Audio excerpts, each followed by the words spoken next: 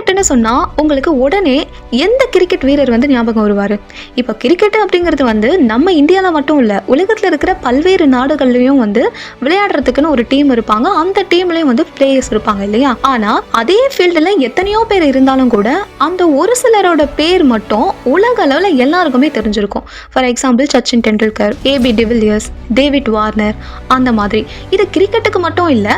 இப்போ பாக்ஸிங்னு சொன்னீங்கன்னா முகமது அலி, Mike Tyson, அப்படியே வந்து WWE பார்க்குறவங்களா இருந்தீங்க அப்படின்னா Undertaker, John Cena, Roman rings, அந்த மாதிரி. அப்படியே ஃபுட்பால் பக்கம் வந்தீங்க அப்படின்னா கண்டிப்பாக இந்த 2 பேரோட பேர் எல்லாருக்குமே தெரிஞ்சிருக்கும். ஒன்று லியோனல் மெஸ்ஸி, இன்னொருத்தர் கிறிஸ்டியானோ ரொனால்டோ.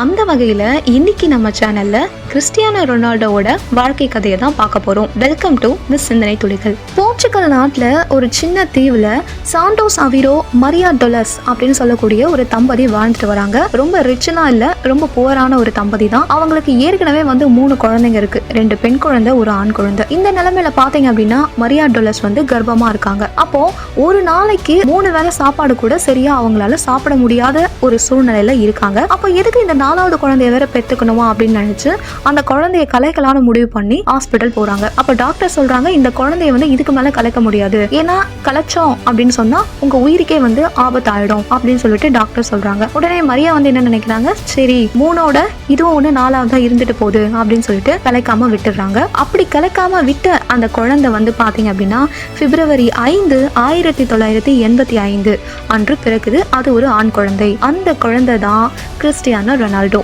100, 1000, 10,000, லட்சம்னு எவ்வளவு பெரிய நம்பரா இருந்தாலும் அதோட ஆரம்பம் பாத்தீங்கன்னா 0வா தான் இருக்கும். அதே மாதிரி இன்னைக்கு கிறிஸ்டியானோ ரொனால்டோ எவ்வளவு பெரிய கால்பந்து வீரரா இருந்தாலும் கூட அவருடைய ஆரம்ப கால வாழ்க்கை பாத்தீங்க அப்படின்னா ரொம்பவே வறுமையின் பிடியில தான் சிக்கிட்டு இருந்துச்சுன்னு சொல்லணும். ஏன்னா அவங்க அப்பா சாண்டோஸ் அவிரோ ஒரு தோட்ட வேலை செய்யக்கூடிய தோட்டக்காரரா இருக்காரு. அவங்க அம்மா மரியா டொலஸ் வந்து பாத்தீங்கன்னா சமையல் செய்யக்கூடிய ஒரு தொழிலாளியா இருக்காங்க. தோட்ட வேலையில இருந்து அதுக்கப்புறமா அவங்க அப்பாவுக்கு ஒரு ஃபுட்பால் கிளப்ல உதவியாளரா வேலை கிடைக்குது, அதாவது ஓஏ மாதிரி. அப்போ அப்பா எப்பெல்லாம் ஃபுட்பால் கிளப்புக்கு போவாரோ அவரு கூடவே சின்ன பையனா இருக்கிற கிறிஸ்டியானோ ரொனால்டோவும் ஃபுட்பால் கிளப்புக்கு போவாங்க. அப்போ ஃபுட்பால் கிளப்ல ஃபுட்பால் விளையாடுறவங்களை பார்த்த உடனே ரொனால்டோவுக்கு அந்த ஃபுட்பால் மேல ஒரு ஈர்ப்பு ஏற்படுது. இப்போ ஃபுட்பால் மேல இன்ட்ரெஸ்ட் வந்த உடனே ரொனால்டோ என்ன பண்றாரு அப்படின்னா டெய்லியுமே அவங்க அப்பா கூட இந்த ஃபுட்பால் கிளப்புக்கு போக ஆரம்பிக்கிறாரு. அது மட்டும் இல்லாம அவங்க வீட்டுல இருக்கும் போது எல்லாமே வந்து அவர் என்ன பண்ணுவாராம், அந்த ரோட்ல இருக்கக்கூடிய waste water bottle, juice bottle, கிழிஞ்சு போன துணி, அது எல்லாத்தையுமே வந்து பால் மாதிரி செஞ்சு காலில் தட்டி விளையாடிட்டே இருப்பாராம் Ronaldo. But the same time பார்த்தீங்கன்னா அவருக்கு படிப்பு மேலே இன்ட்ரெஸ்ட் கம்மி ஆகிட்டே வருது. ஒரு பக்கம் ஃபுட்பால் மேலே இன்ட்ரெஸ்ட் அதிகமாகிட்டே போகுது. அவர் 8 வயசாக இருக்கும்போது ஒரு நாள் கிளாஸில் வந்து மரியாதை இல்லாமல் அவர் டீச்சர் கிட்ட ஒபே பண்ண காரணத்தினால அவர் ஸ்கூலை விட்டு அனுப்பப்படுறாரு. இதனால அவர் என்ன பண்ணுறாரு அப்படின்னா ஃபுல் டைமாக ஃபுட்பாலில் கான்சென்ட்ரேட் பண்ண ஆரம்பிக்கிறாரு. அவருக்கு 15 வயதாக இருக்கும்போது அவருடைய இதயத்தில் வந்து ஒரு பிரச்சனை ஏற்படுது. என்னன்னா அவருடைய இதய துடிப்பு வந்து சீரா இல்ல அப்படின்னு சொல்லிட்டு டாக்டர் சொல்றாங்க.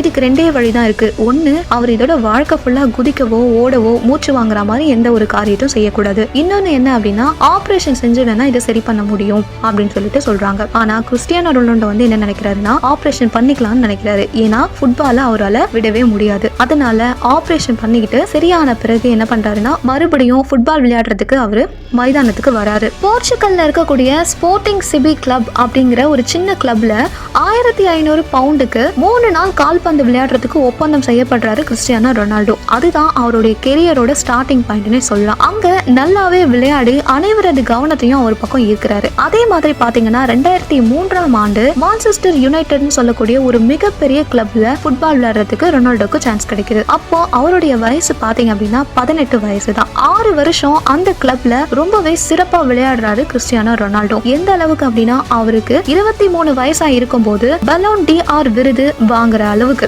பலோன் டிஆர் விருது அப்படின்னு பாத்தீங்கன்னா விளையாட்டு துறையில வழங்கக்கூடிய ஒரு உயரிய விருதுன்னு சொல்லலாம். அதாவது யாரு சிறப்பா விளையாடுறாங்களோ அந்த சிறந்த வீரருக்கு வழங்கக்கூடிய ஒரு விருது தான் இந்த பலோன் டிஆர் விருது. அந்த விருதை 23 வயசுலயே வாங்குறாரு கிறிஸ்டியானோ ரொனால்டோ.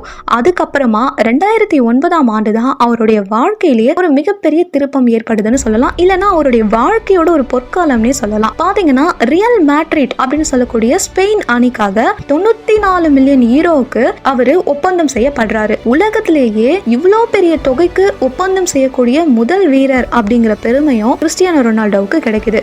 அதாவது இந்தியன் மதிப்புல பாத்தீங்கன்னா 834 கோடி. அப்புறம் அந்த டீமுக்காக அவரு விளையாட ஆரம்பிக்கிறாரு. இதுல இன்னொரு ஹைலைட்டான விஷயம் என்னன்னா, ரியல் மேட்ரிட் அணிக்காக கிறிஸ்டியானோ ரொனால்டோ களம் இறங்குறத பார்க்கறதுக்காக மட்டும் அந்த மைதானத்துல 80,000 பேருக்கும் அதிகமான மக்கள் கூடியிருந்தாங்களாம். இதுவே இன்னைக்கு வரைக்கும் உலக சாதனையா தான் பார்க்கப்படுது. ரியல் மேட்ரிட் அணியில சிறப்பா விளையாடுற ரொனால்டோ உலகத்தோட கவனத்தையே அவர் பக்கம் ஈர்க்கிறாரு. அதுக்கப்புறமா உலக அளவுல அவர் ரொம்பவே ஃபேமஸ் அடைகிறாரு. அவருக்கு 30 வயசா இருக்கும்போது 100 மில்லியன் யூரோப்பியன் டாலருக்கு அவர் 2018ஆம் வருஷம் ஜுவாண்டஸ் அப்படின்ற அணிக்காக ஒப்பந்தம் செய்யப்படுறாரு.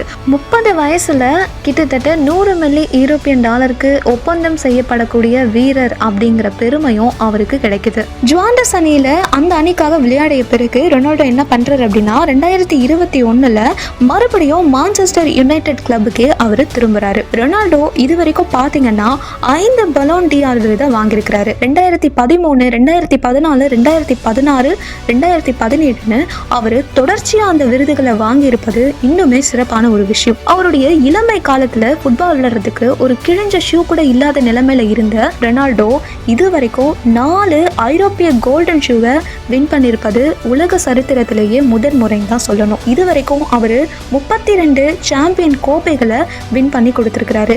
850க்கும் அதிகமான கோல்களை அடிச்சிருக்கிறாரு. ஃபுட்பால்ல 5 உலக கோப்பை தொடர்கள்ல தொடர்ச்சியா கோல் அடித்த முதல் வீரர் அப்படிங்கிற பெருமையையும் அவர் பெற்றிருக்கிறாரு. இதுவரைக்கும் அவரு உலக கோப்பை தொடர்கள்ல மட்டும் அடித்த கோல்களின் எண்ணிக்கை 8.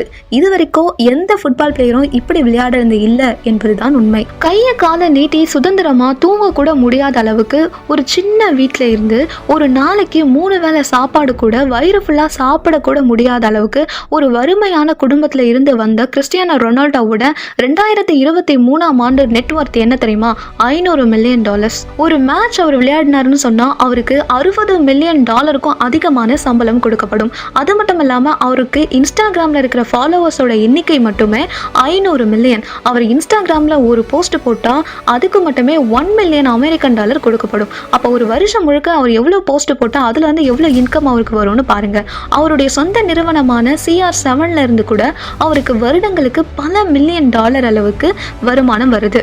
இன்னைக்கு ரேட்டுக்கு ஃபார்ப்ஸ் இதழ் வெளியிட்ட அறிவிக்கையின்படி உலகத்தின் பணக்கார கால்பந்து வீரர்களுடைய லிஸ்ட்ல டாப் 5ல கிறிஸ்டியானோ ரொனால்டோவும் ஒருத்தர். இந்த எல்லா சக்சஸுக்குமே அவர் கீ பாயிண்டா சொல்ற ஒரே ஒரு விஷயம் என்ன தெரியுமா? Talent without work is nothing. திறமை இருந்தும் கூட உழைப்பு இல்லை அப்படின்னா அது ஒண்ணுமே இல்லை அப்படிங்கிறது தான் அவர் ஸ்ட்ராங்கா நம்பக்கூடிய ஒரு சக்சஸ் மந்த்ராவா நமக்கு சொல்றாரு. கிறிஸ்டியானோ ரொனால்டோ ஒரு நட்சத்திர கால்பந்து வீரர். இதையும் தாண்டி அவர் ஜிம்முக்கு போயிட்டு ஒர்க் அவுட் பண்ணி உடம்ப ஃபிட்டா வச்சுக்கிறதுலயும் இன்ட்ரெஸ்ட் இருக்கிற ஒரு பர்சன். இது எல்லாத்தையுமே விட ஒரு சிறப்பான விஷயம் என்னன்னா அவர் உதவக்கூடிய ஒரு மனப்பான்மை இருக்கிற மனிதர். அதுக்கு ஒரு சில எக்ஸாம்பிள் என்னன்னா, நேபாளத்துல பூகம்பம் வந்த சமயத்துல 2015ல நேபாளத்துக்கு 5 மில்லியன் பவுண்டு நிதியுதவியா கிறிஸ்டியானோ ரொனால்டோ கொடுத்திருக்காரு. அதே மாதிரி 2020ல கொரோனா வந்த சமயத்துல அவருடைய நாடான போர்ச்சுகலுக்கு $1.3 மில்லியன் நிதியுதவியா கொடுத்திருக்காரு. இது மட்டும் இல்லாம குழந்தைகள் பாதுகாப்புக்கும் அவர் நிதியுதவி வழங்கியிருக்கிறாரு. இதை விட ஒரு ஹைலைட்டான விஷயம் என்ன தெரியுமா?